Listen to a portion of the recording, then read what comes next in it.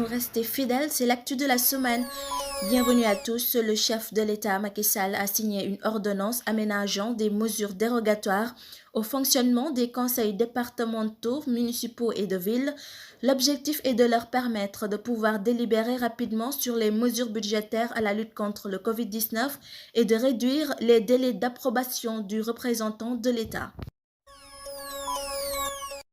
L'Organisation mondiale de la santé, OMS, recommande à travers son bureau Afrique des tests rigoureux pour les nouveaux traitements à base de pharmacopées traditionnelles africaines contre le Covid-19 avant leur utilisation à grande échelle.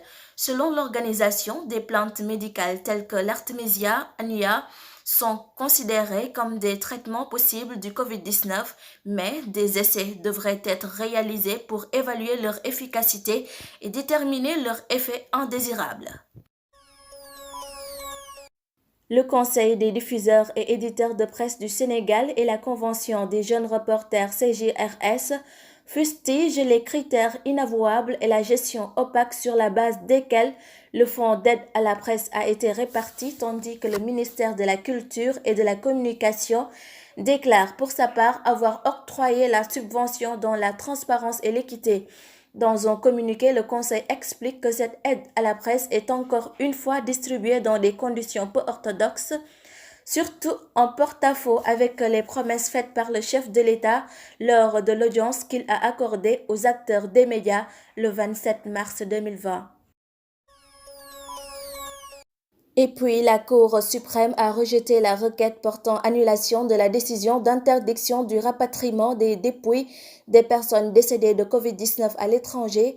Pour rappel, le collectif en lien avec le réseau d'avocats sénégalais de la diaspora avait introduit une requête en référé liberté devant la Cour suprême le mardi 5 mai 2020.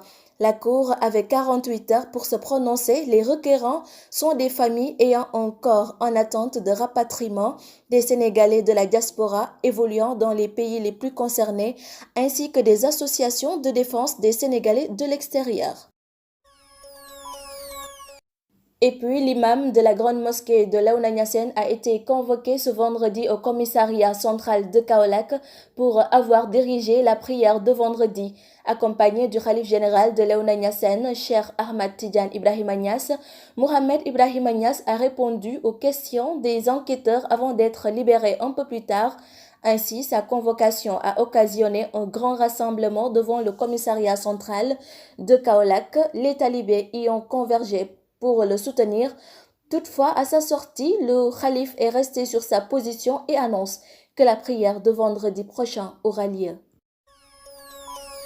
Le gouvernement sénégalais a pris ses devants pour un approvisionnement correct du marché en moutons lors de la prochaine fête de Tabaski. L'annonce est faite par le ministre de l'Élevage et des Productions animales Sambou Benka lors d'une visite de plusieurs entreprises spécialisée dans la fabrication de l'aliment de bétail et de volaille. Cette tournée s'inscrit dans le cadre de la mise en place à travers le territoire national de 8 471 tonnes d'aliments de bétail et de volaille dans le cadre du plan de résilience économique et sociale du gouvernement face à la pandémie de Covid-19. Coronavirus, le Sénégal vient d'atteindre la barre de 1000 cas sous traitement. Il en est à 1040. Aujourd'hui, 75 nouvelles contaminations ont été détectées sur 1356 tests virologiques réalisés. Parmi ces contaminations, 70 sont des cas contacts suivis par les services sanitaires et 5 issus de la transmission communautaire. À ce jour, 1709 cas ont été déclarés positifs depuis l'apparition du virus dans le pays, dont 650 guéris et 18 décédés.